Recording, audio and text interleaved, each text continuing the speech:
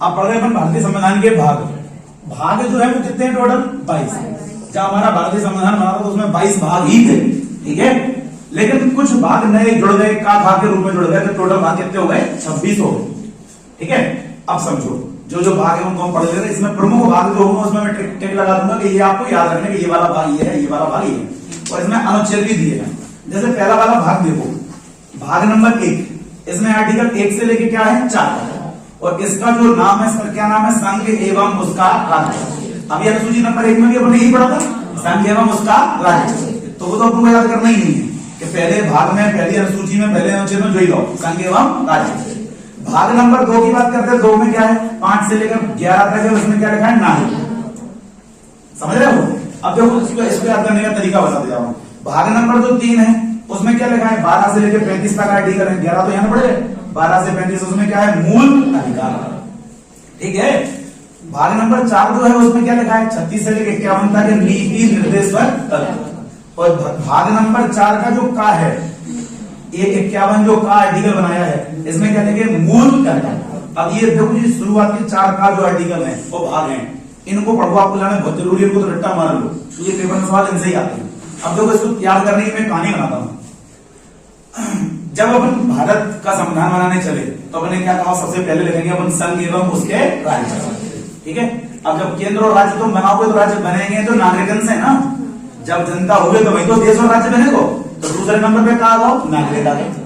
Clear हो गई?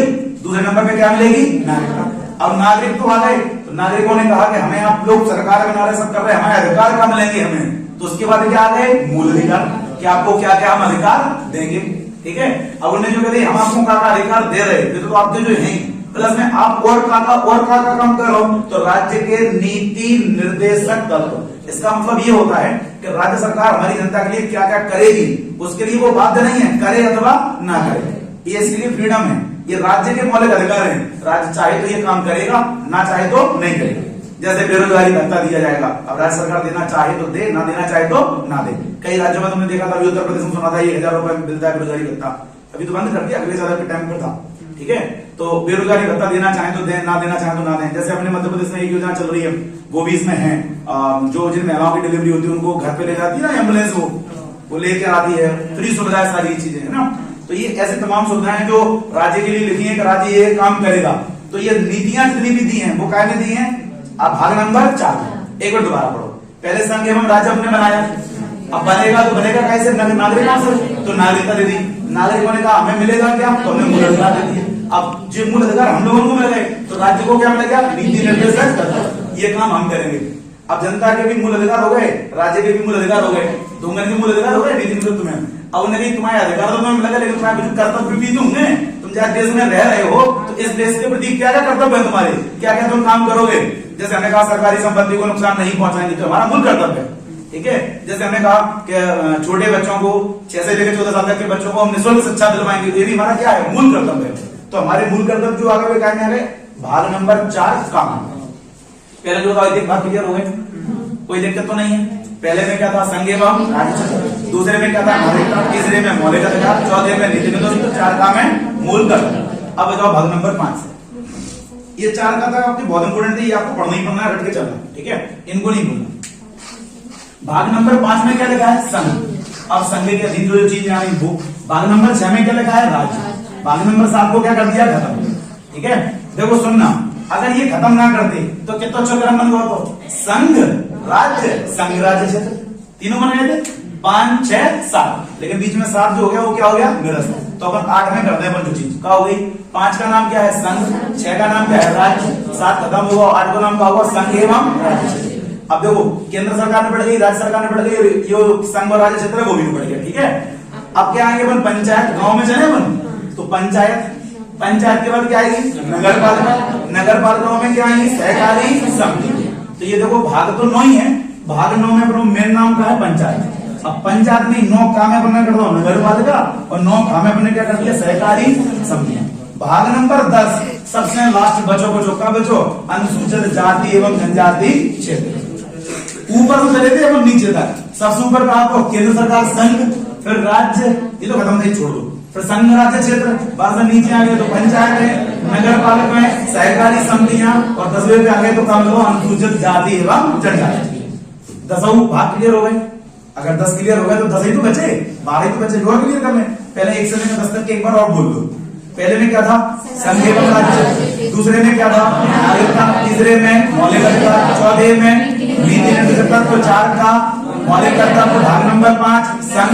6 में राज्य। 7 निर्देशक। 8 में संघ एवं राज्य क्षेत्र। 9 में पंचायत। 9 का नगर पालिका। 9 का सहकारी समितियां। 10 में अनुसूचित जाति एवं। बहुत बढ़िया, इतना याद हो गया। इसके आगे चलते हैं। चलो अब इधर पूरे इंपोर्टेंट नहीं है, कुछ इंपोर्टेंट है जिनमें मैं बता दे रहा हूं। 10 तक तो बनने लगभग पूरे याद ही कर रहे हैं, ठीक है।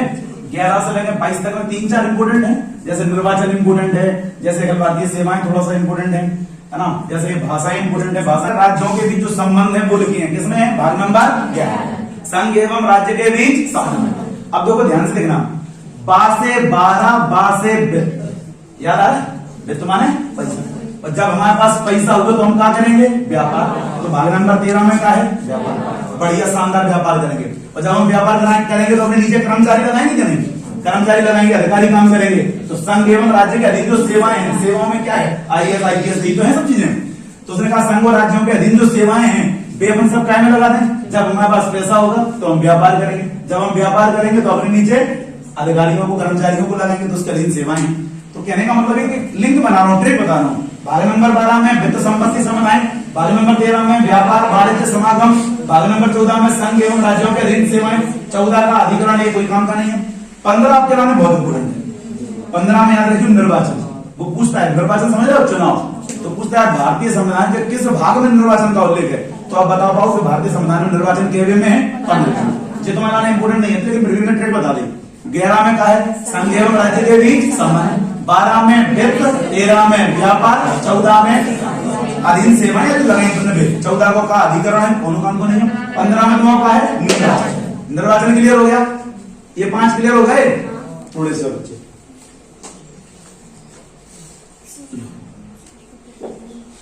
भाग नंबर 16 में लिखा है कुछ वर्गों के संबंध में विशेष उपबंध। अब कुछ वर्गों के मतलब जो लोग आरक्षित है उन लोगों के बारे में विशेष उपबंध जो है उसमें लिखा हुआ है, ठीक है। किन किन वर्गों के बारे में उपबंध है? जैसे यहाँ तुम SC ST वाले पढ़ोगे, 333 आर्टिकल, 334 आर्टिकल, है ना, पिछड़ा वर्ग आयोग, उन लोगों के जो वर्ग हैं अपने भारतीय समाज में। भाग नंबर 15 बहुत इंपोर्टेंट था, निर्वाचन। भाग नंबर 17 में पता क्या लिखा है? राजभाषा। समझ रहे हो? जो भाषाएं हैं, राजभाषाएं हैं जो, वो काय में है? भाग नंबर 17। तुम अब याद करो, मैं हिंदी की कितना वो पढ़ाई थी आपको, वर्णमाला, वो हिंदी का इतिहास और इतिहास क्या मतलब, क्लियर हो गई? तो यहाँ आपका भाग नंबर 17 बहुत इंपोर्टेंट है, काय के लिए है? राजभाषा। भाग नंबर 18 बहुत इंपोर्टेंट है, 352 360 आपात उपबंध है। अब देखो इनको तो 4 को अंतर लेके याद करो, 352 फिर 356 और फिर 360। यहाँ राष्ट्रीय आपातकाल है, यहाँ राष्ट्रपति शासन है और यहाँ वित्तीय आपातकाल है, ठीक है। अगला आर्टिकल और पढ़ाएंगे आपको, ठीक है। अनुच्छेद 352 356 360 यहाँ राष्ट्रीय आपातकाल है, जब युद्ध वाली स्थिति होती है वो है। यहाँ राष्ट्रपति शासन है और यहाँ क्या है? वित्तीय आपातकाल। अभी हम बताएंगे, ऊपर नीचे हो सकता है, कोई दिक्कत नहीं है ना। तो ये 4 के डिफरेंस में, इसीलिए इसमें लगा ना आपात उपबंध, वो काय में है? आर्टिकल 18 में। आर्टिकल 19 आप याद मत करो, प्रकीर्ण है। आर्टिकल 20 आपके लिए बहुत इंपोर्टेंट है, संविधान। वो पूछेगा कि जो भारतीय संविधान में संशोधन होते हैं वो किस भाग में वर्णित हैं? तो भाग नंबर देखो, 15 में निर्वाचन, 17 में राजभाषा, 18 में आपात उपबंध है, 19 छोड़ दो, 20 में तुम्हारा होगा संविधान संशोधन। 11 21 तुम्हारे लिए इंपोर्टेंट नहीं है, लेकिन 22 तुम्हारे लिए फिर इंपोर्टेंट है। 22 में पता क्या लिखा है? सोचो लास्ट वाले भाग में लिखो, क्या लिखो कि भारतीय संविधान का नाम क्या होगा, उसका प्रारंभ क्या है, हिंदी का प्राधिकृत पाठ, मतलब इसमें थोड़ी सी डिटेल लिखी है, वो लास्ट में देव में। आर्टिकल नंबर क्लियर हो गए? हाँ, तो अपन ने 1 से लेकर 22 तक के पूरे आर्टिकल पढ़ लिए, ठीक है। और आर्टिकल भी भाग पढ़ लिया 1 से लेकर 22 तक पूरे कंप्लीट। एक बार आप इनका रिवीजन भर कर लो, रिवीजन कर लोगे तो आपके लिए काम हो जाएगा, ठीक है। चलो, यदि आप मुझसे जुड़ना चाहें तो YouTube पर, ट्विटर पर, इंस्टाग्राम पर, टेलीग्राम पर, फेसबुक पर मेरी आईडी आंशिक सर क्लासेस के ही नाम से है। मेरा व्हाट्सअप नंबर नीचे दिया गया है। चैनल को सब्सक्राइब कर लो, वीडियो को लाइक कर दो, ज़्यादा से ज़्यादा लोगों को शेयर कर दो।